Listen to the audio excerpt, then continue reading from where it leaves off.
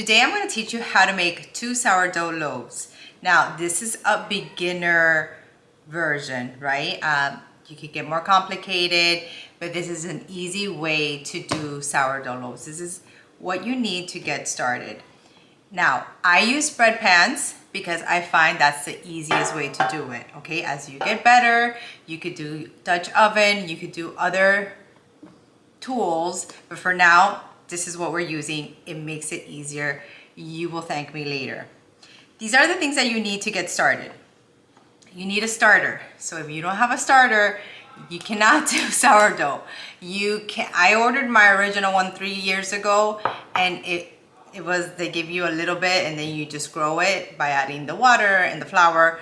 But this is a starter that I had in the fridge. I keep my starter dormant in the fridge until I'm ready to use it.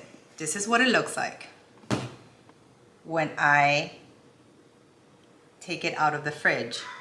So I pack it with flour, and I'll show you that later. I pack it with flour, and that way it doesn't create this weird black liquid. It just keeps it dormant and it keeps it ready for you to get started. So you need a starter, you need your bread pans, and you need another little vessel. It doesn't have to be another mason jar, but you need another vessel because we're gonna grow and feed the starter, and we need to see that it grows. So you want a clean new vessel. And of course you need flour. So if you don't have flour, or you're gonna have a hard time doing sourdough, you need salt. You also need water, but I'm not gonna show you that right now. And then you also need some sort of bowl when you're ready to mix all of your ingredients where you can leave your sourdough. I also like putting it in a separate vessel so you could see that it doubled in size. You don't have to do this. You could actually leave it in this bowl, but that's what I'm gonna do, and that's how it's easier for me to do that because that's the way I've done it all along. So let's get started. So the first step is let's wake up this starter. Like I mentioned earlier, I just took this out of the fridge. It's still cold. See what that looks like. I'm gonna add some room temperature water to this starter. You want this to look like cake batter. So I'm just adding a little bit of water and then just adding little by little as I go along. It does not have to be measured at this point or anything. You just want it to look like a thick cake batter. Still need a little bit more water. As you do your sourdough bread more and more, and you get better at it, you could kind of eyeball it and see and realize what it's supposed to look like. But I'm gonna show you what it should look like. I still need a little bit more water. There we go. Moving it. Okay, I think this is good enough. You'd rather have it thicker than not. So this is kind of like what it looks like right now. Right now it's about 5 o'clock in the evening, so I probably won't do anything to this until probably 8 o'clock after we finish our dinner, and then I'm going to make the starter. I will show you step by step how that works. It's 8 o'clock, done with dinner, cleaned up everything, and this is basically ready. You could see it bubbling in there. So I forgot earlier to say you need a scale. You definitely need a scale. Some people, once they pick up on the consistency that you need to have, they stop using a scale, but I would suggest in the beginning, get yourself a $20, $25 scale. Doesn't need to be fancy. Turn this on, make sure it's on grams. It is. Put this on here. We're gonna tar, which zeroes it out. We want 100 grams of water.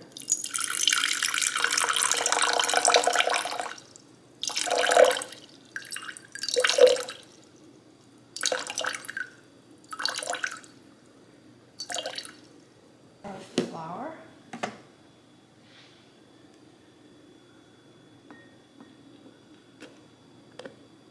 Oop, I just forgot to tar, but 100 minus 100 is 200. So I'll go up to 200.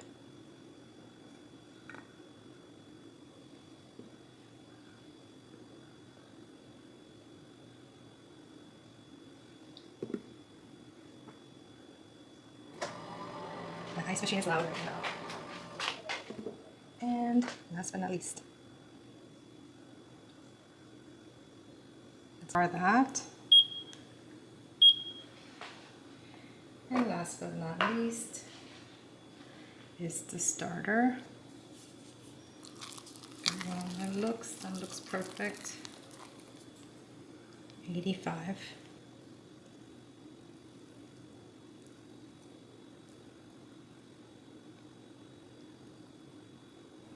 Perfect.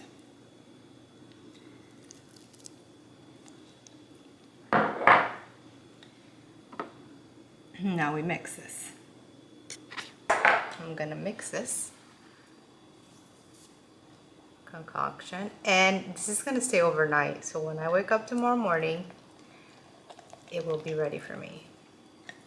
And by then, this should have doubled. Now, some people like to put a rubber band. If you have a rubber band, go ahead and put a rubber band.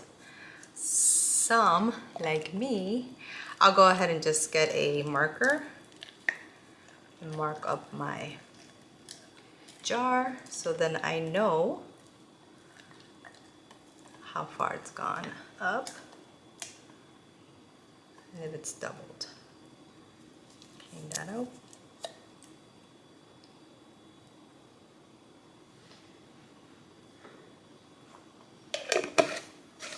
Let me grab my marker. And I see that it's about here. And now I put this in my pantry overnight. Okay, it's about 6:30 in the morning the next day, and I would say she's ready. And this is what we should see. It's bubbly. It's definitely active. Lots going on in this kitchen this morning. Okay, so what you need is your scale. You need your active starter. You need your flour. You need some salt and water. That's it.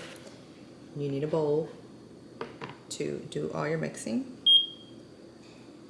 Okay, let's start with 700 grams of water.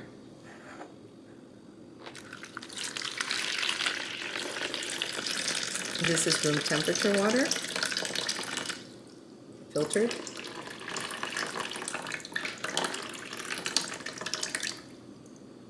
A little bit more. Went over a little bit, but that's okay. Now we tar that. Mix up with the starter. Okay, we want 200 grams of active starter.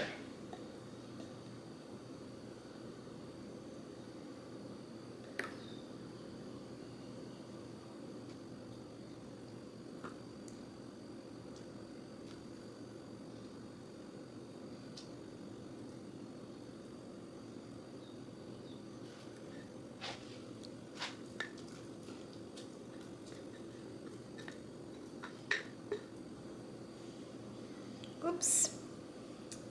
And a little bit over. Hopefully that's okay. But not a big deal, right? So what I like to do here, turn this off for now. I like to mix first before I add the flour. Now you don't need any special utensils.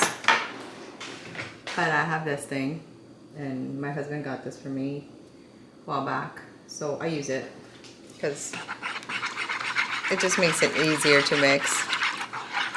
But again, you don't need it. You can just use anything that'll help you mix. Very good. So now that is water with starter. Next, that's heavy, but we tear, right? Zero it out. Now we want 1,000 grams. So we're doing a 70% hydration, meaning you're doing 70% water to flour. That makes sense. 1,000 grams. Again, this is making 2 loaves.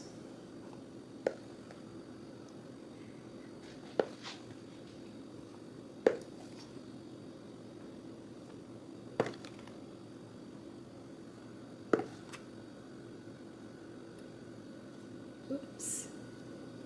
Flour is easy to grab and put back. So, there we go. That's fine. Doesn't have to be perfect.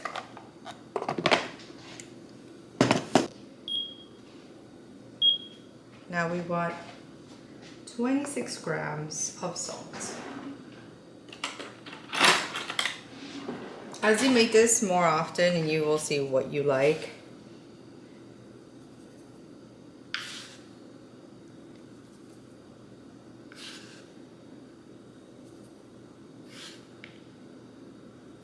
You might say 26 is too much, or maybe you say it's not enough.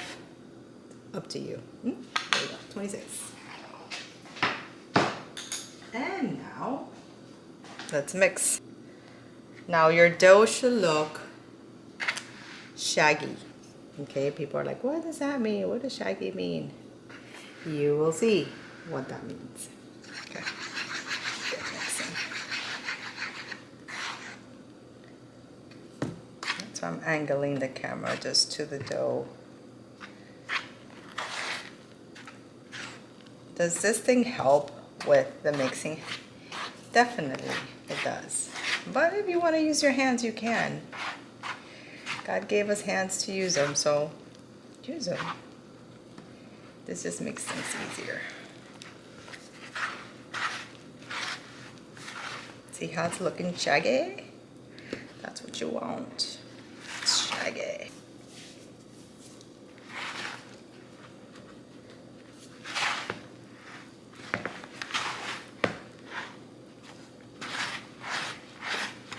This also helps you scrape the sides. But again, you can do it with your hands. No problem.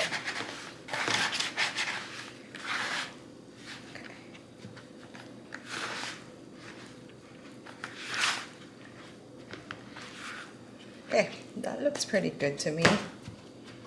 Now we're gonna let it rest before we do stretch and folds and coil folds.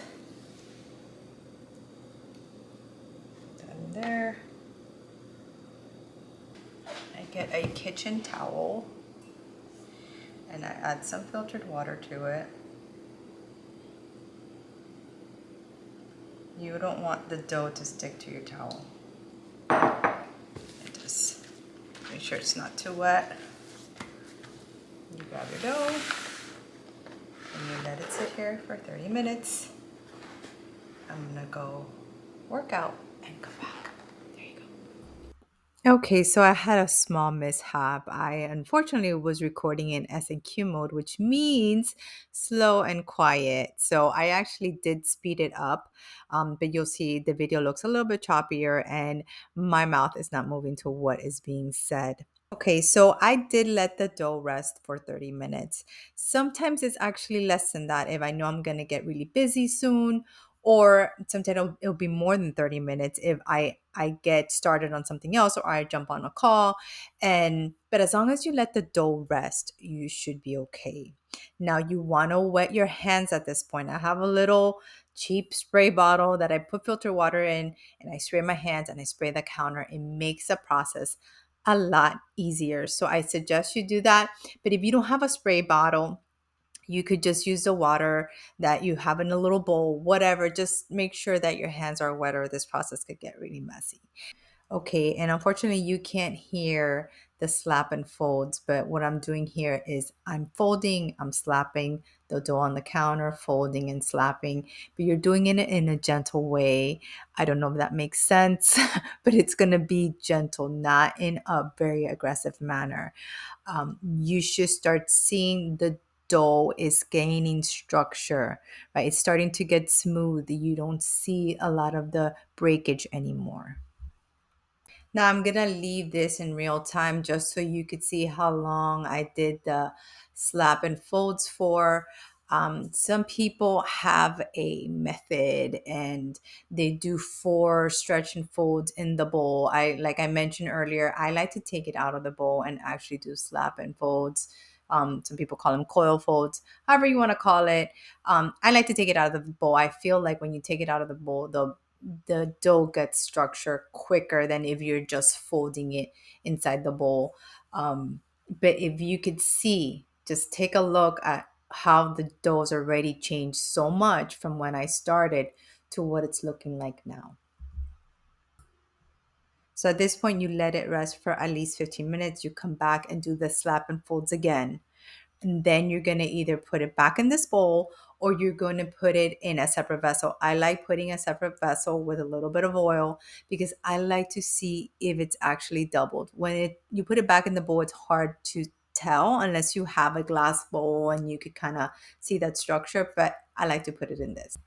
Okay, so you're gonna leave it in here until it doubles. This will usually take about 3 to 4 hours. It might be more, it might be less. It all depends on your environment, the temperature you have in your home, the latitude. There's a lot of factors that go into it. You just want to make sure it is doubled before you go to the next step. So as you can clearly see, my dough has doubled. You could also see all of the active holes and pockets inside of that's a good sign. Also, it's a little bit jiggly. That's also a good sign. Now I'm just going to put a little bit of flour. Make sure your countertop it is clean before you start adding flour or anything like that. But this is going to help you with shaping your dough. I'm really happy how the dough is already looking coming out of the vessel. There is nothing sticking. I mean, the olive oil does help too, but there's been times that my dough was not cooperating, and even with the olive oil, it was sticking all over the vessel. So this is a good sign. Make sure you also put flour on your hands. It will help with the shaping.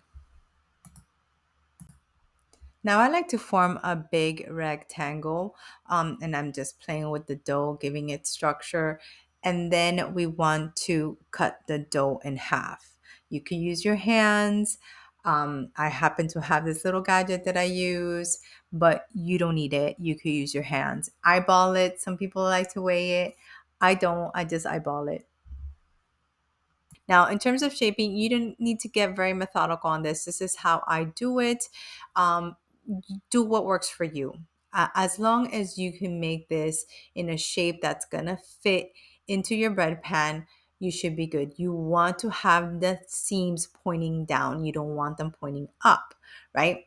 It'll be different if you would be putting this in a banneton, and I could go into that a little bit more, but let's not go into too much detail. Right now, all you need to know is you need to shape this. You're going to get better, but you want those seams to be facing down. Now, in case you're wondering why I didn't mention this flour sifter as something that's necessary, because it's not. I actually just got this about a week ago, and the only reason that I got it is because I was noticing I was wasting a lot of flour when I was putting it on my hands and then putting it on the counter. And then this way I could get less flour everywhere. So it just helps me. You do not need this instrument. I just found it helpful. And as you go along, you will see what you think you need. Now, if you see other creators when they're shaping their sourdough, they're trying to make a round ball. We're not trying to do that. We're trying to do more of a rectangular round shape because we're using loaf pans, if that makes sense. So you're just tugging and pulling and you're using the counter to give you that pressure you need to continue shaping it. And once you feel you're ready without ripping the dough, you put it into your loaf pans. Another item that I recently just stocked up on is these parchment papers that go into the loaf pans. If you've never used these, they're so convenient because cutting up the loaf pan, I used to put like little pins in the loaf pan so it wouldn't sink when I put in my dough. These are just so much easier. I don't have to cut anything. They fit perfectly into my loaf pan. So that's just a tip for you, because I try to not use that much flour when it comes to shaping. I try to use as minimal as possible because a lot of times this flour is not gonna bake, right? So you're gonna have raw flour on top of your dough, and I'm trying to stay away from that as much as possible. Okay, so I'm going to show you two methods. One, you do cold fermentation. All you have to do is put a tea towel over your loaf, put it in the fridge. The other is you're going to put it in a bag and you're going to let it proof same day. So in a few to 4 hours, I'm going to check if the bread is proofed, and then we will stick it in the oven and bake it same day. The other one that we're sticking in the fridge, we will bake it tomorrow. So really look at your schedule, see what makes sense for you. Just know that I'm sticking it in the oven because it helps with the fermentation, the proofing, but it's not on and the light's not on, so it's not warming it up.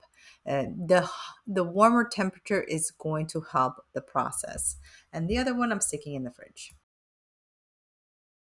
Okay, it's around 3:20 and we want to check in on our proofing, and it looks like it's ready. It's really close to the pan, you see?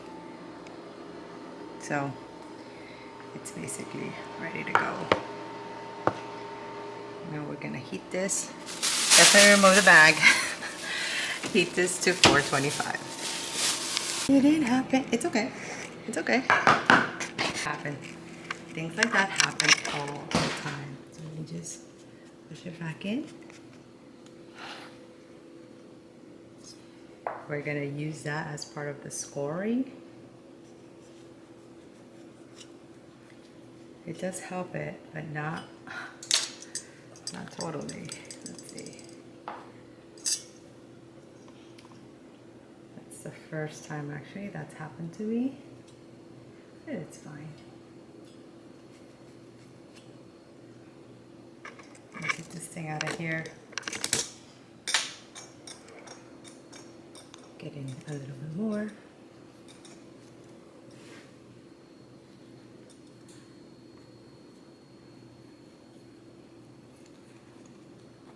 Okay.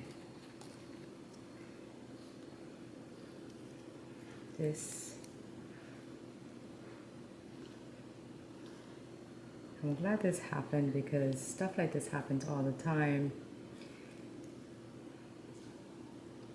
Everybody tries to be like they're perfect, but they're not. So hopefully this doesn't totally wreck my bread. I'm sure it'll still be good. You know what? The scoring is not really working, so I'm just gonna grab a scissor. And before I had that little tool, I used to use a scissor all the time. You want to go in at a 45-degree angle. There you go. See, the scissor is almost always better. Okay.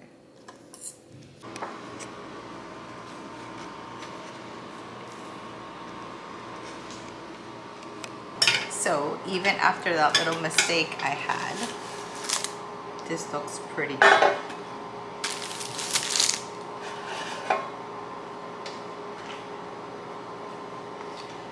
All right, we do not want to cut into this until probably 30 minutes. And if you don't like it to look dark like this on top, you could always put another loaf pan on top, but I just wanted to make it as easy as possible with not any additional steps that you might not have an extra loaf pan or anything like that. So this is the easy way to do it. You just wait another 30 minutes. I actually am running out the door because I have to take my daughter to a dance audition, but can't wait to have this tonight. We'll cut cut into it and see what that looks like. That's hot. Okay, I forgot to tell my husband that this was supposed to be cut when I got home, but it's okay. He cut it really nicely. Bread looks good. Look at that. Perfect. So, you see, even though we had a little bit of mistake, it came out super, super soft, and it's gonna taste super good. I already know that. Okay, so yesterday we had a couple mishaps, and that's okay, because look at our bread. Obviously we ate a good portion of it, but super good, super tasty, soft, exactly what you want. Now we're gonna take out the bread that we were doing a cold fermentation with. So taking that out, it is 3 o'clock the next day. And this is what it looks like. Beautiful. We're gonna score it. I'm gonna turn on the oven. I'm gonna show you a different method. I'm gonna score it now. I'm heating it. Yesterday we did 425. Today we're gonna do 450. Okay, so this goes in the oven, 450 for 30 minutes. Then we're gonna remove the lid and leave it in there for 10 more minutes. Okay, it's been 30 minutes. Ooh, look at that beautiful. That's what people look for in a sourdough. I don't necessarily need that, but if that's what you like, there you go. Oven. They call this oven spring. 10 more minutes and we're done.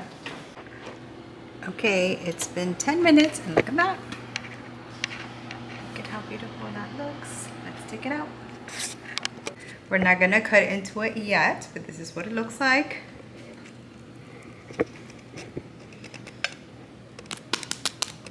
That's exactly what you want to hear. You see that oven spring?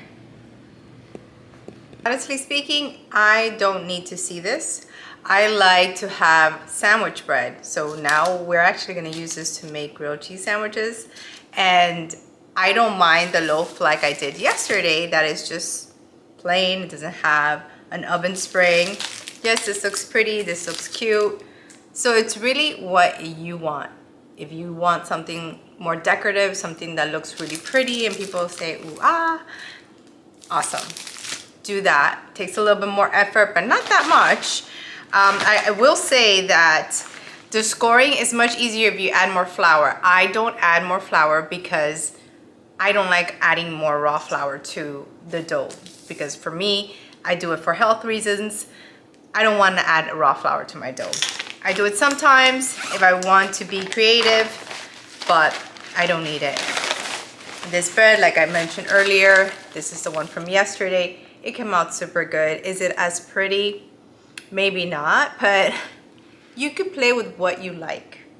I love this kind. This one will also be very good, right? This one is gonna be very tasty. It's beautiful, right? It's beautiful, but it's really what you want. My biggest tip is just keep practicing. It's not gonna be perfect. I tried so many different recipes when I first started, and a lot of them went totally flat. My family will tell you we had some discs sometimes, but that's how you learn. You learn what works for you. Just because it works for someone doesn't mean it's gonna work for you. So just keep practicing. Don't give up. Enjoy. God bless.